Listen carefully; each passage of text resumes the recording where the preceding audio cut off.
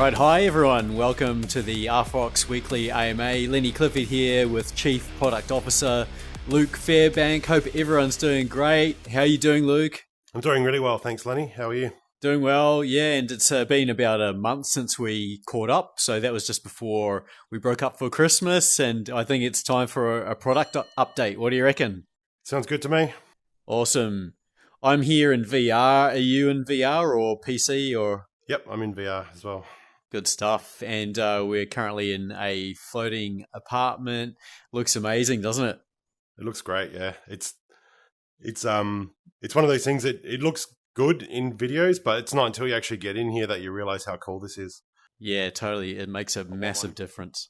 All right. Well, I think we should get into it. You know, we'll talk about these apartments later on. We're also going to have an apartment sales special next week. So, yeah, we'll really dive into that then. But for now, let's talk about the RFOX Vault. We'll get started there.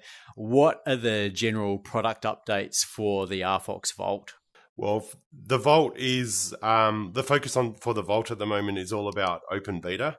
And most things that we're working on, obviously the apartment sale aside, most other things are really revolving around getting the Vault to that open beta phase as quickly as possible. So most things are really either in preparation for that or building towards that, or we're doing a few other cool things like utility that we'll add down the track as well. But it's really about, as I've been saying a lot lately, it's about quality and polish, and that's continued. So we're focusing on the avatar movement at the moment, in VR especially. We're working on UX, things like tutorials, improved onboarding, things that just make that experience better when we do go to that open beta phase. Obviously, there's less hand-holding during that phase, and we want to onboard a lot more people, so we need to be able to scale that. Also, with when we go live, we'll be going live with the 3 quarters. Again, we've talked about this before, but we'll go live with Arcimoto, Calanova, and Quasar, or quarter 5. That's the quarter we're in at the moment. And that open beta will start in quarter 1 and likely the latter part of quarter 1. Okay, that's great. Now, onto the apartments. Very exciting campaign for the team to be working on. Can we start talking about some of the key features of the apartments? You know, a number of them were recently locked in, and you know, it's really changed the product. So, can you describe some of those key features? Sure. So the apartments are obviously really exciting. They're looking amazing, and they're really starting to evolve into these little mini worlds. I think just the concept of having a personal space in VR in itself is cool. But we're not just talking about a picture of an apartment anymore. Like, these things are real. You can see this. They exist in 3D already. So we're working on some really cool customization options for them. So AI is one. The whole concept of generated content, I think, is really cool. We'll have a lot more information on this leading up to the sale, but really, we really want to focus on customization, making these spaces really personal for people, and letting people, I suppose, express themselves creatively inside of them. The apartments themselves, obviously, are, at the moment, they're the same. So we've got 4 types of apartments. We'll go through that in a minute, but we've got 4 main types of apartments, and they're all pretty standard to start with. So we want people to be able to come in and add things like changing furniture and textures and materials and those sorts of things, and that's really where the focus is right now.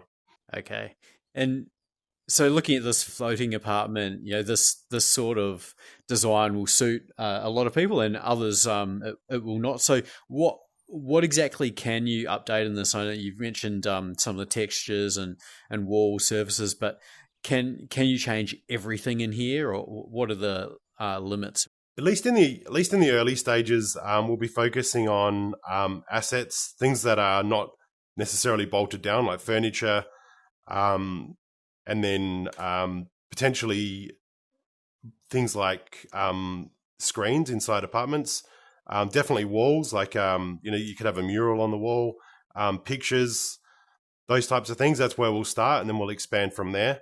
Obviously, if the layout of the apartment that you end up getting is not exactly what you want, you can obviously buy on the secondary market, and they're just NFTs at the end of the day. So you can buy and sell these apartments as well. If someone else has got a layout you prefer, you could buy that and then customize that space. Okay, so if you're a crypto community and you want a bit of branding in your apartment, what would the option be there? Yeah, so I mean, we've kind of touched on the AI stuff, but the thing that AI really gives us is flexibility. And the reason we chose to go down that path, I guess, is the speed at which assets can not only be updated in here, but also created from scratch. So it helps a lot with IP issues, and it kind of allows for a level of dynamic customization that doesn't really exist otherwise. So, for example, you could build a picture that you're going to basically place on your wall. It could be set up like wallpaper or a huge screen, and that could have anything you want on it. So you could AI generate whatever you like, or if you wanted to manually upload your own image, then you could do that as well. But I think AI just gives it the ability to do it live while you're standing there and to really play around with it. Obviously, if you don't like it, you can just change it. And again, as I said, those IP issues sort of go away because everything's generated on the fly. Okay. So there's 4 apartments, and can you describe some of the design decisions for each of those initial templates that they come with? Sure. So there's 4 apartment types. We've got the studio, standard, the penthouse, and very limited floating apartments. So this is the floating apartment that we're in at the moment. So they're all unique. They're all designed to feel like pretty premium and futuristic. Even in the smaller apartments, they've still got that really premium feel to them. But what we're not doing is limiting the core functionality or the utility to any particular apartment type. So in other words, we don't want to have functionality or utility in, say, a penthouse or a floating apartment that doesn't exist in the others. So the apartment type is important because of other factors, things like size and rarity. I think they'll play a role in how sought after they become. But I don't think anyone's going to be disappointed. They're all really cool. They've all got very unique layouts and very unique feel to them. So I think all these apartments are good in their own right and for their own reasons, but we don't want to. You can see it's fairly vanilla. It's kind of fairly stark at the moment, and the color scheme's pretty muted. And that's because, again, we want people to come in and be creative and change these apartments and modify them. But we wanted them to all feel light and airy and modern and futuristic, and I think they all do. Okay.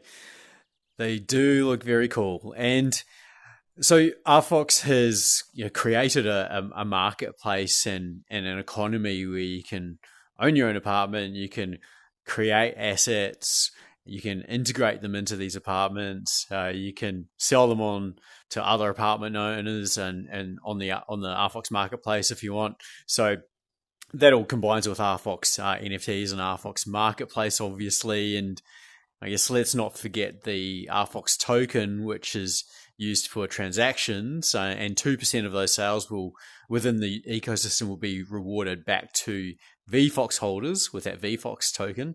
So it's a nice recipe that the team's working on here, isn't it? It's like a 12-course degustation there. I mean, there's so many elements that are being put together right now.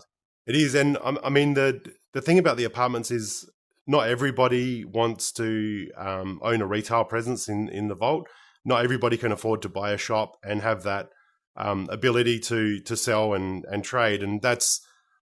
But for some people, that is their personal space, and they may have an apartment as well. But this kind of puts a personal space without that, the e-commerce side of things, and without the ability to sell and buy. You can still have an apartment, your own personal space, which is unique to you and is within reach of most people. They're much more affordable than the shop. So I think the apartments are going to be really popular. And I think that it's going to be really exciting to see what people come up with, how they change them, and be creative with them and create their own personal spaces. It'll be really exciting to see. Yeah, it's really cool. I guess they get to add their own flavor to the recipe. And I might add that you should never trust a skinny baker or a chief product officer with hair. I tend to agree. I think you're dead right. I had to say it. Okay, bad dad jokes out of the way. Now, RFOX NFTs, let's get on to that. What's the latest with the build there? There's an art generator that's being worked on at the moment. Yeah, what can you share? So we're in open beta already for the NFT platform. The art generator is working. We've been doing some improvements on that recently, and that's mainly been around accommodating bigger collection sizes. We sort of had a sweet spot, which was about 8,000 up until recently, and 10 sort of took longer than we would have liked to generate. So we've now tested collections over 10,000 with our code changes, and we're seeing sort of creation times under the 45-minute mark. So I think considering the size of those collections, that's pretty good. At that sort of 8,000 mark that we were testing originally, we were taking about 30 minutes or so to generate. So it's not a huge difference in time frame anymore, and that's allowed us to go much bigger. We can go over that 10,000 mark, and that's kind of what we're testing at the moment, how big these collections can be. Also, we've added the other chains in. We've added a few other chains in a staging environment, and we've been testing that. So that's all been sort of internally being reviewed at the moment. But really, we just wanted to get the core product working really well with ETH first, and we figured that would be the most common chain for people to want to use anyway. And then we can expand it out from there. But we're still deciding which chains exactly will be implemented and in what order. But we can come back with more information on that next time. But really, I think now we've got a really solid generation tool. It's working really well. The only thing we want to do now, I suppose, at the same time and in parallel to adding these other chains, is to work on some UX sort of workflow type changes and a few UI changes to the interface. And that's mainly based on feedback. So again, I think getting these products out as early as we can, sharing them with the community and getting that feedback has been really good for us. And it's given us a lot of ideas and enabled us to sort of keep that pipeline going and keeping the features coming. And let's talk about RFOX Media. What is the team up to there? So TV is still a big focus, but we're really shifting our thinking on it. So the focus in the short term is, as I said before, all about getting this vault to open beta. And that's true of TV and media as well. So the focus for media and TV is about getting it integrated into the vault in a seamless way, in the form of things like billboards and screens and screens in personal spaces as well, advertising, all that sort of stuff. So we think it'll offer like really good utility and opportunities in the vault, and media generally, whether it's art in an apartment, movies on a big screen, AI generated materials, textures, all those things we've talked about. They'll help to shape the vault and really personalize those private spaces. So obviously TV's got a big role to play in that. So what we want to do is get it working in the vault, get the streaming really smooth, and then we'll focus on TV as a core product. But really, we just want to get it working in the vault and create that utility for people as soon as possible. All right. And lastly, KOGs Quest, what's the update there? What's happening with the leaderboards? Okay, so KOGs Quest itself is going really well. We're getting really good numbers on both Android and iOS. So we're seeing a big iOS user base in the US, and it's one of the bigger markets. I think it's in the top 3 or 4 markets we've got over the moment. So that's really good, and I think that was a limitation with Slam because it didn't go to iOS in production. We missed out on a chunk of that user base. So we're well over the 1,000 user mark now, and we're seeing really high engagement numbers. So players are spending multiple hours per session playing. So it's a little surprising in this early phase, to be honest with you, but it's exciting and it's great. It just shows how addictive this game is. The leaderboards are sort of at the moment being used just to create some competitive events with the community. So we're hosting some live community leaderboard events. We're getting really good responses on that. And the next step will be to add NFT rewarding on top of that. So that's being worked on at the moment. It'll give players another reason to jump in. As I said, it's already pretty addictive, and having some cool and unique NFT rewards, I think, will only strengthen that. So that's the next step. And then obviously expanding out those leaderboards and having some more, publicly shared information about not only the live events we're having, but the leaderboard in general, and rewarding players for their hard work. That's some awesome progress. And where can we go to have a play ourselves? Is it available on Android at the moment? Yeah, so Android and iOS. So you can just search for KOGs Quest in the stores, and it's open. So the Android is an open beta, and iOS is production. So you can go and download it. It's in every region. Excellent. We'll have to have another go.